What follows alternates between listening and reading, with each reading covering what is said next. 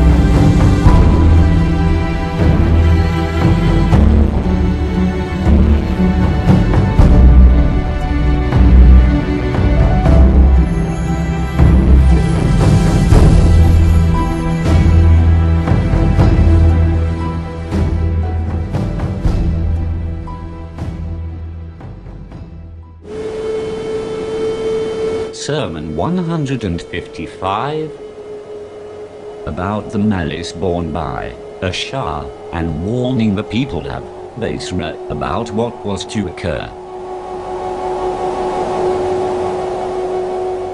Whoever can at this time keep himself clinging to God, should do so. If you follow me, I shall certainly carry you, if God so wills, on the path of paradise, even though it may be full of severe hardship and of bitter taste. As regards a certain woman, she is in the grip of womanly views, and malice is boiling in her bosom, like the furnace of the blacksmith. If she were called upon to deal with others, as she is dealing with me, she would not have done it. As for me, even hereafter she will be allowed her original respect, while the reckoning of her misdeeds is an obligation on God.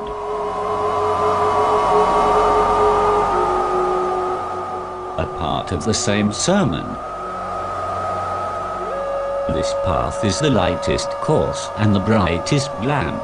Guidance towards virtuous actions is sought through faith, while guidance towards faith is achieved through virtuous actions. Knowledge is made to prosper through faith, and death is feared because of knowledge.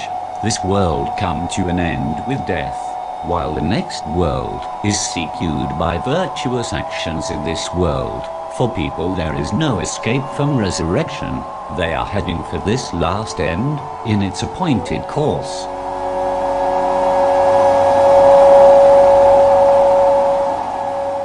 A part of the same sermon. They have got up from the resting places in their graves, and have set off for the final objectives. Every house has its own people. They are not changed, nor shifted from there. Commanding for good, and refraining from evil are two characteristics of God, the glorified. They can neither bring death near, nor lessen sustenance. You should adhere to the book of God, because it is the strong rope, a clear light, a benefiting cure, a quenching for thirst, protection for the adherent, and deliverance for the attached. It does not curve, so as to need straightening, and does not deflect, so as to be corrected. Frequency of its repetition, and its falling on ears does not make it old. Whoever speaks according to it, speaks truth, and whoever acts by it is forward in action.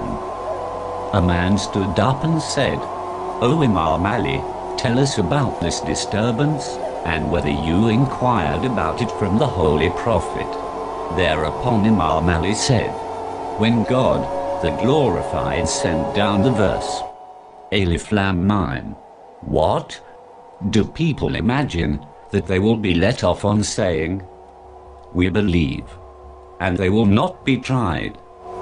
I came to know that the disturbance would not befall us so long as the Prophet, peace and blessing of God be upon him and his progeny, is among us. So I said, O Prophet of God, what is this disturbance of which God, the Sublime, has informed you?" And he replied, "O Ali, my people will create trouble after me." I said, "O Prophet of God, on the day of Uhud, when people had fallen martyrs, and I was not among them, and this had been very annoying to me, did you not say to me, 'Cheer up, as martyrdom is for you hereafter'?" The Prophet replied, "Yes, it is so, but what about your enduring at present?" I said, "O Prophet of God, this is not an occasion for endurance, but rather an occasion for cheering up and gratefulness." Then he said, "O Ali, people will fall into mischief through their wealth, will show obligation to God on account of their faith, will expect His mercy, will feel safe from His anger, and regard His unlawful matters as lawful. By raising false doubts, and by their misguiding desires, they will then hold lawful the use of wine, by calling it barley water, a bribe by calling it a gift, and taking of usurious interest by calling it sale." I said, "O Prophet of God, how should I deal with them at the time, whether to hold them to have gone back in heresy, or just in revolt?" He said, "In revolt."